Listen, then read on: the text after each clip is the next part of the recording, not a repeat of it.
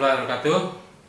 Selamat pagi anak-anak kelas 10. Pagi ini kita jumpa dalam arti perkenalan. Saya di sini sebagai wakil kesiswaan yang intinya bagaimana membimbing anak dalam hal kaitannya dengan yang pertama adalah ekstrakurikuler. Pengertian dari ekstrakurikuler itu adalah salah satu bagian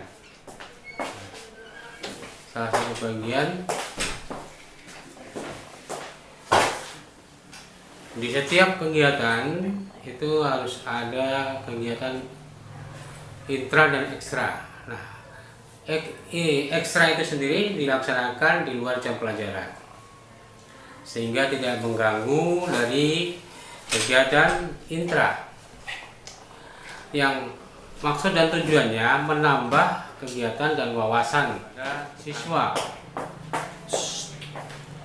Nah, ini salah satu contoh daripada kegiatan ekstra. Itu ada kegiatan futsal, ada basket, ada pramuka, ada tari, ada paskibra, rohis.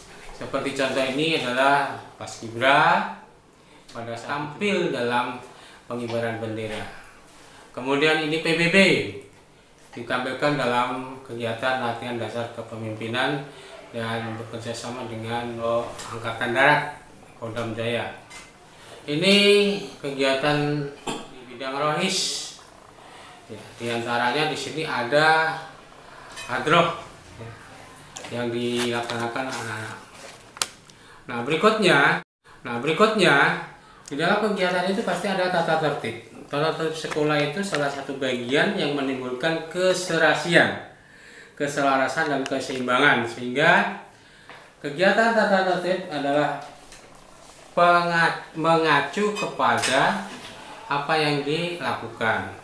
Misalnya di sekolah, tata tertib sekolah disesuaikan dengan kondisi sekolah.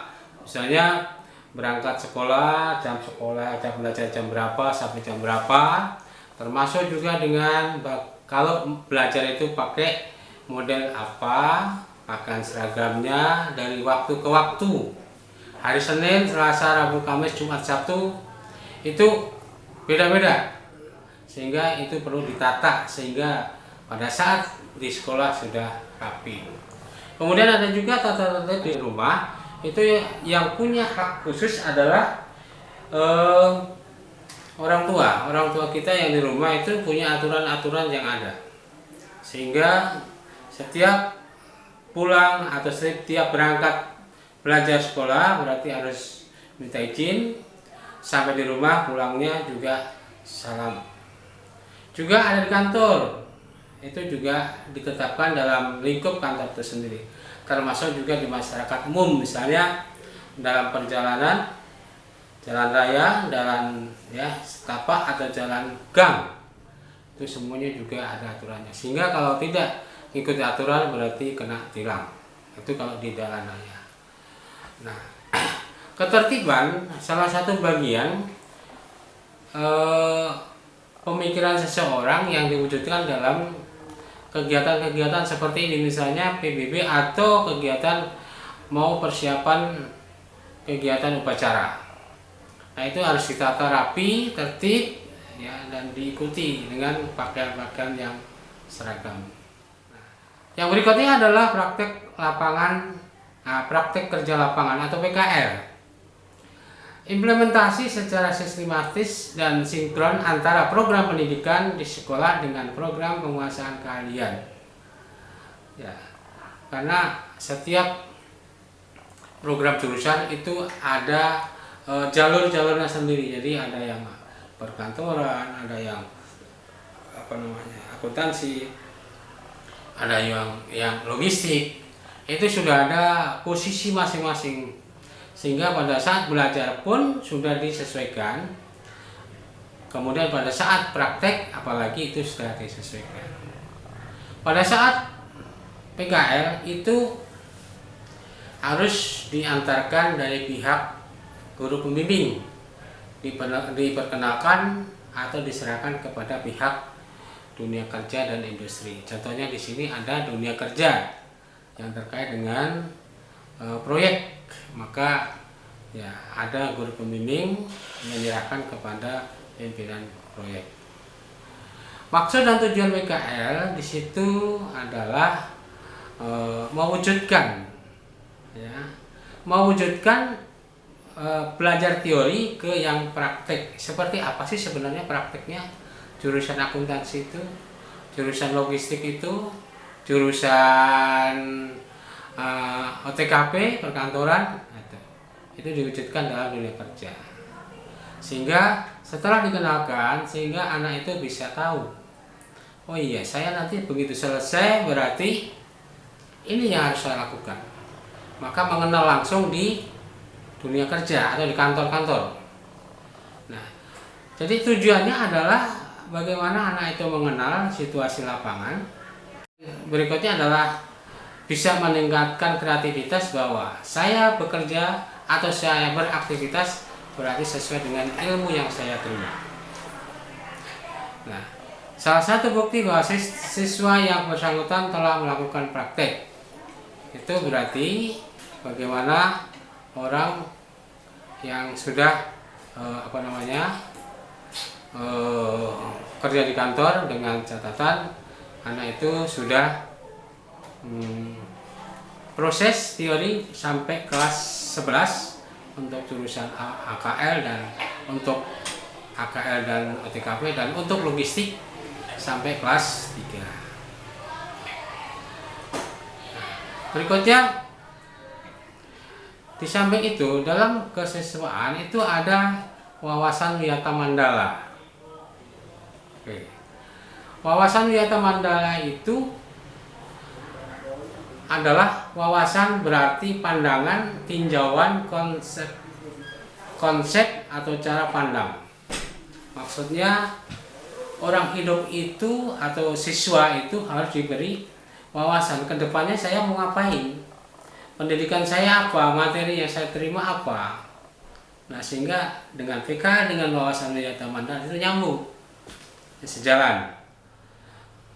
Wiyata ya, itu maksudnya pengajaran yang berarti juga pendidikan. Wiyata itu kalau orang Jawa wiyata itu magang kerja baik di perusahaan ataupun di sekolah dan sebagainya. Kemudian Mandala berarti lingkungan. Mandala itu lingkungan, di mana lingkungan itu disesuaikan dengan bundaran atau lingkungan ya, sepak terjang yang ada di dalam lingkup pekerjaan itu.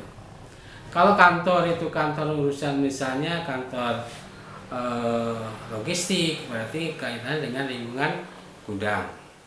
Kalau kantornya AKL berarti pembukuan. Kalau kantornya itu OTKP berarti ekspedisi atau surat menyurat. Kemudian Wiyata Mandala berarti lingkungan pendidikan tempat berlangsung proses belajar mengajar. Kalau siswa berarti prosesnya di sekolah ditambah dengan prakteknya. Jadi dapat disimpulkan bahwa Wiyata Mandala adalah cara pandang sekolah sebagai lingkungan pendidikan dan pembelajaran. Ya, cara pandang itu berarti ya kedepannya mau jadi apa, kedepannya mau ngapain. Gitu. Ada juga dalam wawasan Wiyata Mandala. Yang pertama ada keamanan atau kenyamanan. Yang kedua kekeluargaan. Ketiga kedisiplinan. Keempat kerindangan. Kelima kebersihan. Keenam keindahan. Dan ketujuh ketertiban. Nah, ini yang harus diterapkan dalam lingkup komponen-komponen atau lingkup wawasan Wiyata Mandala. Siapa yang berperan di situ? Yang pertama adalah kepala sekolah yang sumber kebijakan. Yang kedua guru, ya, guru yang menjadi teladan. Kemudian peran sivitas akademi, jadi termasuk kelompok proses, ya, perangkat pembelajaran seperti pegawai, satpam, tukang kebun dan sebagainya. Itu orang-orang yang bekerja di situ disebut dengan sivitas. Kemudian murid, ya, siswa. Nah ini harus menerapkan situasi yang ada, hormat, sopan santun pada guru, warga sekolah, nah, dan tekun dalam hal belajar supaya nanti ilmunya dapat merubah sikap dan perilaku siswa. Karena kalau nggak sungguh-sungguh berarti ilmunya tidak meresap ke tingkah laku siswa.